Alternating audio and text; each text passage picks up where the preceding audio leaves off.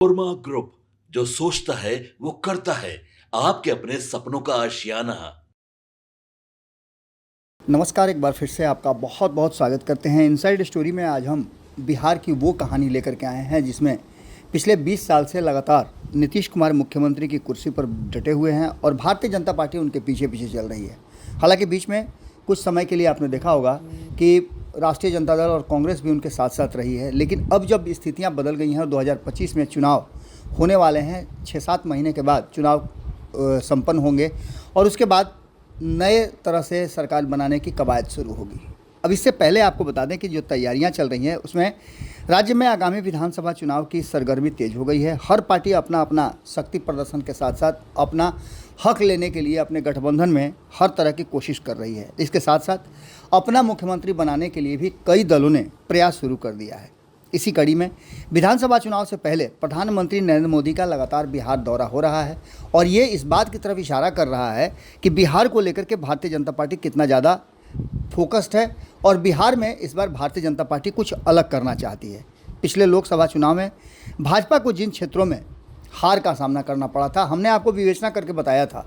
हमने आपको अपने विश्लेषण में ये भी बताया था कि लोकसभा चुनाव के आधार पर अगर देखा जाए तो लगभग 176 विधानसभा सीटों पर एनडीए गठबंधन की बढ़त प्राप्त हुई थी, लेकिन कुछ ऐसे क्षेत्र थे जहां भारतीय जनता पार्टी और एनडीए मजबूत होने के साथ साथ वहां पिछड़ गई थी और यही कारण बना था कि अंतिम चरण के चुनाव में भारतीय जनता पार्टी को पटकनी खानी पड़ी थी और महागठबंधन उनसे आगे निकल गया था। अब इन सारी योजनाओं और रणनीतियों को लेकर के भारतीय जनता पार्टी को ऐसा लगता है कि नीतीश कुमार से वो काम नहीं हो पाएगा। हालांकि नीतीश कुमार को लेकर के भारतीय जनता पार्टी बहुत सारी रणनीति और योजना बना रही है, लेकिन इसके साथ साथ जो सबसे बड़ी रणनीति है वो ये है कि नीतीश कुमार में वो पहले वाली बात नहीं रह गई है और यही कारण है कि नीतीश कुमार चाहते और करते तो हैं लेकिन वो सफल नहीं हो पा रहे हैं। इसके कारण भारतीय जनता पार्टी अपने हिसाब से अपनी रणनीति बना रही है और नरेंद्र मोदी को सामने कर दिया गया है। आपको बता दें कि इसी 2 दिन पहले प्रधानमंत्री नरेंद्र मोदी बिहार आए थे और बिहार आकर के उन्होंने बिहार में कई योजनाओं, कई रणनीतियों और कई उद्घाटन और शिलान्यास किए। इसे लेकर के प्रधानमंत्री के प्रति बिहार के लोगों का जो भाव है उसे बदलने की या फिर बेहतर बनाने की कोशिश शुरू हो रही है। इसके साथ साथ भारतीय जनता पार्टी लगातार बिहार के लोगों में प्रधानमंत्री नरेंद्र मोदी के कार्यों की सराहना और उसका जो उन्होंने दिया है बिहार को, उन सारी बातों को पहुंचा भी रही है।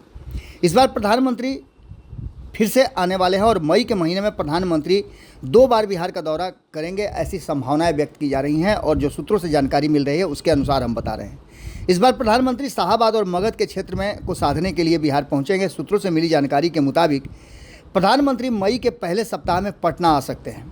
इसके बाद उनकी सासाराम और औरंगाबाद की कई यात्राएं संभव हैं। इसको लेकर के कहा यह जा रहा है कि जिस तरह से 2024 के चुनाव में एनडीए गठबंधन को इन क्षेत्र की जनता ने पूरी तरह से नकार दिया था और इन क्षेत्रों में बुरी हार हुई थी। आपको बता दें कि बिहार की राजनीति में शाहाबाद को बीजेपी का दबदबा वाला क्षेत्र माना जाता था, लेकिन 2024 में मामला बिल्कुल उलट हो गया। 2024 के लोकसभा चुनाव में शाहाबाद क्षेत्र से भारतीय जनता पार्टी बुरी तरह से पराजित हुई। बिहार में एनडीए सबसे मजबूत किला माने जाने वाले शाहाबाद क्षेत्र को 2024 के लोकसभा चुनाव में इंडिया गठबंधन ने ढा दिया था।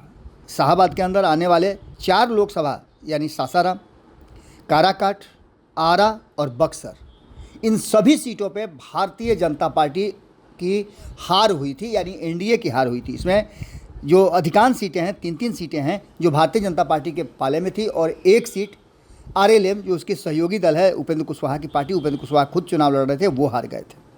आपको बता दें कि शाहाबाद क्षेत्र से एनडीए के पांव उखाड़ दिए गए हैं और अब नारा ये दिया गया है कि बाहरी भगाओ। आप समझ सकते हैं कि इस बात को लेकर के जिस तरह की बातें चल रही हैं उसमें आरा जो गढ़ माना जाता था, आरा लोकसभा सीट जो है उस पर केंद्रीय मंत्री और भाजपा नेता राजकुमार सिंह को सीपीआईएमएल के सुदामा प्रसाद ने 59,000 से भी ज़्यादा मतों से परास्त कर दिया था। अब ये बात आप समझ सकते हैं कि लगातार वहाँ से जीत रहे हैं, अच्छा काम भी कर रहे हैं और उसके बाद भी अगर जनता आपको नकार देती है तो इसके मायने कुछ होते हैं और वो मायने आप अच्छी तरह से समझ रहे होंगे। खास करके अगर देखा जाए तो आरा की जनता ने राजकुमार सिंह को, आरके सिंह को पूरी तरह से नकार दिया और सुदामा प्रसाद को वहाँ अपना मुखिया चुना। सुदामा प्रसाद क्षेत्र में भ्रमण भी कर रहे हैं और वो ये बताते हैं कि अब इस क्षेत्र का विकास वो करेंगे। खैर, इस सारी बातों के साथ साथ अगर आगे बढ़ें हम तो बात सासाराम की करें तो इसे चित्तौड़गढ़ कहा जाता था, लेकिन इस क्षेत्र में भी भारतीय जनता पार्टी को करारी हार मिली है और सासाराम लोकसभा क्षेत्र में के उम्मीदवार मनोज कुमार ने भाजपा के बाहरी उम्मीदवार शिवेश राम को 19,157 मतों से परास्त कर दिया है। इस क्षेत्र को बताया जाता था कि ये गढ़ है। हालांकि औरंगाबाद में भी हार हुई है और औरंगाबाद जो क्षेत्र है उस क्षेत्र को भी बताया जाता था कि चित्तौड़गढ़ है और राजपूतों का वहाँ दबदबा है, लेकिन इस बार वहाँ पासा पलट गया है। ये भी क्षेत्र मगध के क्षेत्र में आता है और मगध और खास करके शाहाबाद की बात करें तो पूरी तरह से भारतीय जनता पार्टी अब यहाँ फोकस है। बात सासाराम की हमने कर ली। हम बात अगर बक्सर की करें तो यहाँ भी लगातार अश्विनी चौबे यहाँ से चुनाव जीतते आ रहे थे।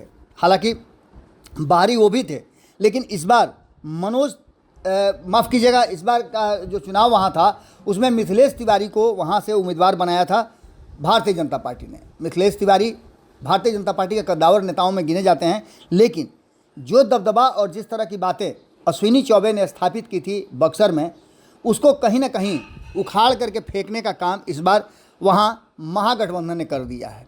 राष्ट्रीय जनता दल के नेता यहाँ से जीते हैं और बक्सर लोकसभा सीट पर भाजपा उम्मीदवार मिथिलेश तिवारी को राजद के सुधाकर सिंह ने 30,000 से ज़्यादा मतों से परास्त किया है। आपको बता दें कि सुधाकर सिंह 4,38,345 मत मिले और भाजपा के उम्मीदवार मिथिलेश तिवारी को हार का सामना करना पड़ा। यहाँ भी बाहरी का मामला जो है वो पूरी तरह से हावी था। बात अगर हम काराकाट की करें तो यहाँ भी लगभग स्थिति वही थी। यहाँ से उपेंद्र कुशवाहा चुनाव मैदान में थे। उपेंद्र कुशवाहा पहले 2014 में यहाँ से चुनाव जीत चुके हैं। हालांकि 2019 में भी 2 सीटों पे चुनाव लड़े थे, वो हार गए थे। लेकिन अब जो बात की जाए तो यहाँ भी बुरी तरह से उनकी हार हुई थी और वो तीसरे नंबर पर पहुँच गए थे। दूसरे नंबर पर पवन सिंह वहाँ थे। आपको बता दें कि जो शाहाबाद और मगध के क्षेत्र में हुआ उसको लेकर के कहीं ना कहीं एनडीए गठबंधन में भारतीय जनता पार्टी को करारा झटका लगा है और इस बात को लेकर के अब इस पर कोई कोताही करना नहीं चाहती है एनडीए और भारतीय जनता पार्टी। प्रधानमंत्री का आगामी बिहार दौरा के जरिए मगध और शाहाबाद को साधने की कोशिश की जाएगी और आगामी विधानसभा चुनाव में भाजपा और एनडीए के अन्य घटक दल इन क्षेत्रों में काफ़ी अहम भूमिका में रहेंगे, ऐसा भारतीय जनता पार्टी सुनिश्चित करेगी। लोकसभा चुनाव में इन दोनों क्षेत्रों में एनडीए की बुरी तरह से पराजय हुई थी और आरजेडी, कांग्रेस और वाम दलों ने महागठबंधन ने बिहार में 9 सीटें जीत करके आए थे, जिनमें से 7 मगध और शाहाबाद की सीटें हैं। ऐसे में एनडीए के सभी दल यहाँ अपनी ज़मीन मजबूत करने के लिए पूरा जोर लगाएंगे और प्रधानमंत्री नरेंद्र मोदी के पीछे ये सारा लश्कर चलेगा। प्रधानमंत्री नरेंद्र मोदी ज़मीन तैयार करने के लिए एक बार फिर से शाहाबाद और मगध के क्षेत्र में आ रहे हैं, ऐसी बातें कही जा रही है। आपको बता दें प्रधानमंत्री के बिहार दौरा को लेकर के अभी कोई आधिकारिक पुष्टि तो नहीं हुई है, लेकिन सूत्रों से जानकारी जो मिल रही है उसमें भाजपा नेता संभावित दौरे की तैयारी में जुट गए हैं। खबर है कि 4 मई को पटना में आयोजित होने वाले खेलो इंडिया समारोह के उद्घाटन के कार्यक्रम में प्रधानमंत्री शिरकत करेंगे। 30 मई को शाहाबाद आ सकते हैं प्रधानमंत्री नरेंद्र मोदी। इस बात को लेकर के ये कहा जा रहा है कि 30 मई को शाहाबाद क्षेत्र में प्रधानमंत्री का दौरा संभावित है। शाहाबाद के किसी जिले में पीएम का कार्यक्रम होगा यह फिलहाल तय नहीं है। औरंगाबाद या सासाराम में रैली की संभावना भी अधिक से अधिक जताई जा रही है। प्रधानमंत्री के संभावित बिहार दौरा को लेकर के प्रदेश भाजपा अध्यक्ष दिलीप जायसवाल की अध्यक्षता में बिहार भाजपा की कोर टीम की बैठक हुई और इस बैठक में बहुत सारे फैसले लिए गए। आपको बता दें कि जिस तरह की बात सामने आ रही है उसमें भाजपा पिछली गलती नहीं दोहराएगी और इस बार 2020 की बात कर लें या फिर 2015 की बात कर लें, भारतीय जनता पार्टी 2015 से लेकर के 2020 तक और 2025 में अब पूरी तरह से अपना मुख्यमंत्री बनाने के लिए भीतर ही भीतर तैयारी शुरू कर चुकी है। लेकिन इससे होगा क्या?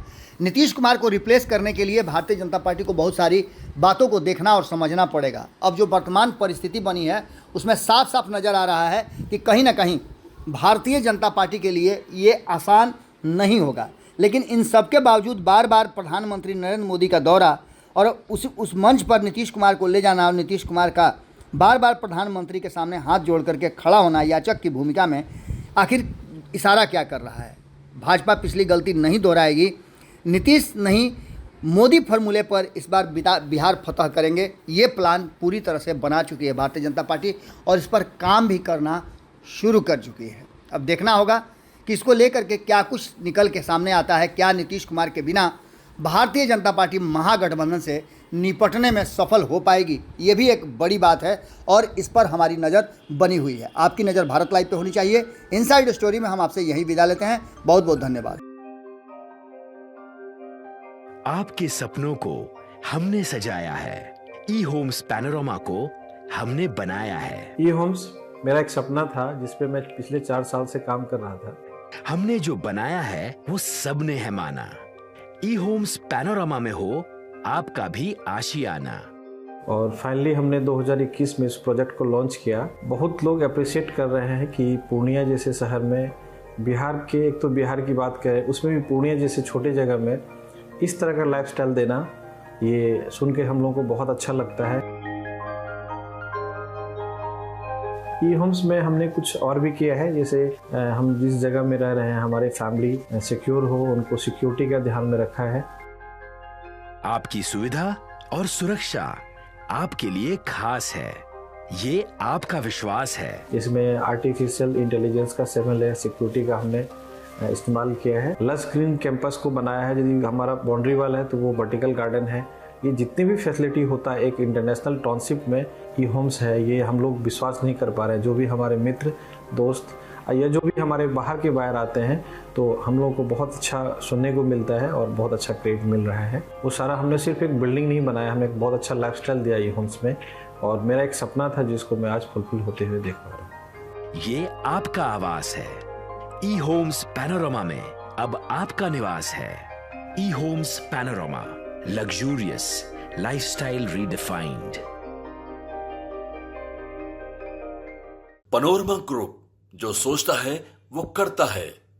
अगर ये वीडियो पसंद आई और वह बिहार के राजनीति और बिहारियत से सरोकार रखेनी तो सब्सक्राइब बटन दबा के चैनल के सब्सक्राइब कर ली। ओजे एगो घंटी बा, ओकरा बटन दबा देला से कुल सटीक और मारक खबर रुआ मुफ्त में मिल जाई।